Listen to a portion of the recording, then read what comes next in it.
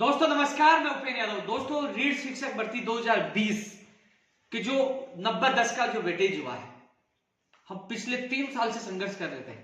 7 जून 2019 की वो तारीख मुझे आज भी याद है कि अशोकनगर थाने में हमें 85 लोगों को जेल में जाना पड़ा था। पूर्ववर्ती सरकार में राजेंद्र राठौड़ यूनुस खान की अध्यक्षता में जो कमेटी बनी थी उसमें भी हमने मजबूती से मांग उठाई थी, लेकिन हमें सफलता नहीं मिली। लेकिन जब कांग्रेस सरकार को समर्थन दिया तो हमने घोषणा पत्र में रीट की विसंगतियां दूर कराने की उनके घोषणा पत्र में हमारा मांग शामिल करवाई। उन्होंने शामिल किया कि हमारी सरकार बनेगी तो हम तमाम विसंगतियां दूर करेंगे। दोस्तों एमए के आधार पर बीएड करने वालों को भी हमने शामिल करवाने की मांग रखी थी, कॉमर्स वालों को भी शामिल करवाने की मांग रखी थी, लेकिन एमए के आधार पर बीएड करने वालों को शामिल नहीं किया गया, जो बड़ा दुखद घटना है। उनको शामिल करना चाहिए। जो वेटेज वाली जो हमने लड़ाई लड़ी थी, क्योंकि स्नातक का 10% होना चाहिए, हालांकि हमने तो 5% के लिए कहा था, लेकिन उन्होंने मना कर दिया था कि 5 नहीं हो सकता। और लगातार आपको वीडियो के माध्यम से, ट्वीट के माध्यम से आप लोगों को अवगत भी करवा दिया था कि हमारी एक ऐतिहासिक जीत है। क्योंकि दोस्तों ये चीजें आप जानना चाहो सत्यता के लिए तो 24 दिसंबर 2019 का जब 7:30 बजे जब मुख्यमंत्री शिक्षा मंत्री से मुलाकात हुई थी, उसके बाद आज 8:05 का उनसे साथ मेरा वीडियो था। उसके बाद मैं घर आके मैंने लाइव के माध्यम से आपको सूचित भी किया था कि रीट में स्नातक का वेटेज कम होगा और राजस्थान का सामान्य ज्ञान भी जोड़ा जाएगा। जब उस समय मैंने माननीय शिक्षा मंत्री जी को पूछा था, शिक्षा मंत्री जी ने कहा था कि जिस फर्स्ट लेवल पर्यावरण है उसमें हम थोड़ा सा सामान्य ज्ञान बढ़ा देंगे, जिससे राजस्थान के अभ्यर्थियों को ज्यादा फायदा हो, उनको ज्यादा ज्ञान हो। इसके अलावा लेवल 2 में भी हम सामान्य ज्ञान कहीं ना कहीं एडजस्ट करने की कोशिश करेंगे, जिससे राजस्थान के अभ्यर्थियों को ज्यादा फायदा हो। उस समय शिक्षा मंत्री जी ने मुझे कहा था, आप वो वीडियो जाकर देखोगे तो उस वीडियो में यही बात निकल के आएगी, क्योंकि वो 24 दिसंबर 2019 की बात है, यानी कि आज से 1 साल पहले की, यानी कि आज 22 है, 1 साल 2 दिन और बच के। उस दिन का आप मेरा वीडियो उठा के देखिए, उसमें मैंने सबसे पहले, क्योंकि जब वार्ता हुई थी हमारी और वार्ता के बाद मैं उस भर्ती के लिए धन्यवाद भी दिया था, और जो विसंगतियां के लिए शिक्षा मंत्री के साथ बैठ के मेरा वीडियो है, उसके बाद मेरा लाइव है, तो सच्चाई आप लोगों तक पता चलेगी हमने कितना संघर्ष किया। उससे पहले हम जेल भी गए, हमने लाठियां हुई वेटेज के लिए, क्योंकि फर्जी डिग्रियां लेके लोग नौकरी लग रहे थे। इसलिए हमने कहा स्नातक का वेटेज कम होना चाहिए, क्योंकि बहुत ज्यादा लोगों को नुकसान हुआ था। रही बात वो प्रमाण पत्र की वैधता बढ़ाने वाली, मैंने बात रखी थी तो उस समय साफ मना कर दिया कि वैधता नहीं बढ़ेगी, क्योंकि हमें 12-13 साल की बढ़ानी पड़ती है, इसलिए 18 वालों की नहीं बढ़ेगी। कुछ लोगों की मांग लगातार आई थी, लेकिन दोस्तों मैंने आपकी बात रखी थी तो उन्होंने साफ मना कर दिया था। इसके अलावा दोस्तों ये तो रीट 2020, हाँ एक चीज और निकल के आ रही है। कल जो सोशल मीडिया पे जो टीवी के जो स्क्रीनशॉट आ रहे थे कि आचार संहिता आज और कल कभी भी लग सकती है, तो दोस्तों जैसे ही मुझे पता चला, मैंने माननीय मुख्यमंत्री जी के सक्षम अधिकारियों को और संबंधित एजुकेशन के अधिकारियों को मैंने अवगत करवा दिया था। वो स्क्रीनशॉट भी उनको व्हाट्सएप कर दिया था, फोन के माध्यम से बता दिया था।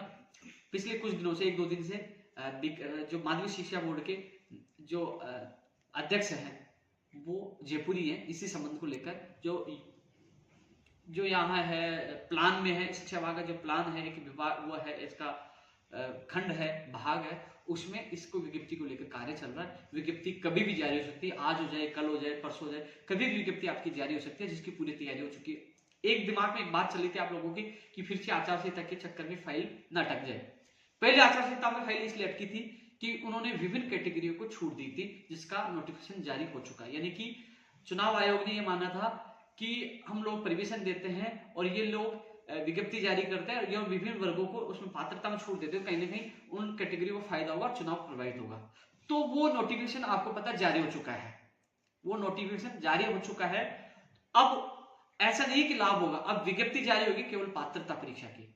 मान लीजिए आचार संहिता लग भी जाती है तो आप लोगों की चुनाव आयोग में 1 दिन में या तो फाइल भेजने की आवश्यकता नहीं होगी, क्योंकि पात्रता परीक्षा है। भेज भी दी तो 1 दिन में ही आपको परमिशन मिल जाएगी। इसलिए घबराने की आवश्यकता नहीं है कि आचार संहिता लग गई, हमारी विज्ञप्ति जारी होगी नहीं होगी। इसलिए आपकी विज्ञप्ति 100% इसी महीने में जारी होगी और 25 अप्रैल को एग्जाम होगी। आपने देखा केविट सरकार ने लगा दी है। इसलिए साथियों ये वीडियो इसलिए मैं डाल रहा हूं, कई लोग भ्रमित हो रहे थे कि चुनाव आचार संहिता लगने वाली है, हमारी विज्ञप्ति जारी होगी या नहीं होगी। तो मैंने आपसे पहले, मैं बहुत एक्टिव हूं, क्योंकि किस प्रकार से दर्दी मेहनत के बाद ये भर्ती आ रही है। जो लोग कई सालों से तैयारी कर रहे थे, उनके सपने साकार के लिए वो कितनी मेहनत कर रहे थे। तो दोस्तों इसके लिए मैंने अवगत भी करा दिया, और कभी भी आज कल परसों तरसों कभी भी इस वीक में आपकी विज्ञप्ति जारी हो सकती है। तैयारी पूर्ण है। निदेशक महोदय, जो अध्यक्ष महोदय माध्यमिक शिक्षा बोर्ड के, वो जयपुर ही आए हुए हैं। इसके अलावा दोस्तों मैं थोड़ी सी चर्चा रीड लेवल 2 को लेकर करना चाहूंगा। दोस्तों मैं एक बार फिर उन लोगों के दिमाग से बात निकालना चाहूंगा, मैंने हमेशा मेरे वीडियो में लाइव में यही बोला, एक और सूची। मैंने कहीं भी वेटिंग का पक्ष नहीं लिया, न रिसफल का पक्ष लिया। लेकिन इतना जरूर है कि जो हाई कोर्ट ने निर्देश दिया था, न्यायालय ने निर्देश दिया था 2810 जो है और लेवल फर्स्ट की जो भी मेंशन पोस्ट है, उसमें एक भी पोस्ट कम करते हैं तो इन अधिकारियों की तानाशाही बर्दाश्त नहीं करेंगे। सबसे पहले इनके खिलाफ बगावत मैं करूंगा, और हो सके जितनी ताकत होगी, हिम्मत नहीं होगी इनकी सीटें काट ली, मैं मेरे बेरोजगार की एक सीट भी कम करने नहीं दूंगा। हाईकोर्ट में जो आदेश दिए, जिन्होंने बताया एफिडेविट जो 30 सीटें खाली है, उस पर तो सूची जारी होनी चाहिए। और यदि कोई अधिकारी तानाशाही करता है तो खुला चैलेंज है, मैं देख लूंगा उनको। लेकिन जो रिसफल और वेटिंग के लिए आप कोर्ट के आदेश से सूची जारी हो रही है, कुछ लोग धमकी भी दे रहे हैं, जा रहे हैं कोर्ट में भी जा रहे हैं। भैया कोर्ट ने यह कह दिया रिसफल निकाल दिया तो मैं रिसफल वालों को विरोध नहीं करूंगा, और कोर्ट ने यह कह दिया वेटिंग निकाल दो तो वेटिंग वालों को विरोध नहीं करूंगा। मैं किसी का भी विरोध नहीं करूंगा, न किसी का पक्ष में आऊंगा। मेरा काम है एक और सूची जारी करवाना। आपको सोचिए यार, दो पक्ष बने हुए, एक का बोलता दूसरा गाली देता है। मेरी गलती ये थी कि अनशन करना, लाठियां खाना, जेल जाना और सीएम से जिद करके आपकी सूची जारी करवा रहा हूं, और उसके बावजूद भी दो पक्ष बन गए। बस उलझा तो बढ़ती को नहीं, बस इसलिए आप समझिए मैं किसका साथ दूं। हाँ ये जरूर है कि यदि पोस्टेड अभ्यर्थियों को नहीं हटाते हैं, और यदि जो रिक्त पद इन्होंने बताया एफिडेविट दिया उन पदों को नहीं भरते हैं, उन पदों में से यदि कम करते हैं, तो भाई साहब वो मैं बर्दाश्त नहीं करूंगा। ये आप लोगों से मैं विश्वास दिलाता हूं। उसके खिलाफ आवाज उठाऊंगा, और देख लेंगे अधिकारियों को भी तानाशाही करते हैं उनको भी देख लेंगे,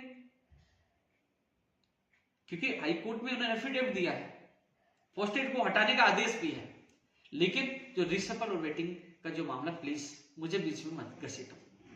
तुम सोचिए, पोस्टेड कह रहे कि उपेंद्र यादव हमारा दुश्मन है, हमें घर नहीं। अरे मैं आपका दुश्मन नहीं हूं भाई, आप भी चले जाते। हाईकोर्ट ने निर्देश दिया है, अब कई लोग कोर्ट में जा रहे हैं। कल मान लीजिए, आज तो उनको लगता है मैं वेटिंग वालों के पक्ष में हूं, कल मान लीजिए किस पर से कोर्ट ने कह दिया रिसफल निकाल दो, तो वेटिंग वाले कहेंगे कि हमारा दुश्मन है।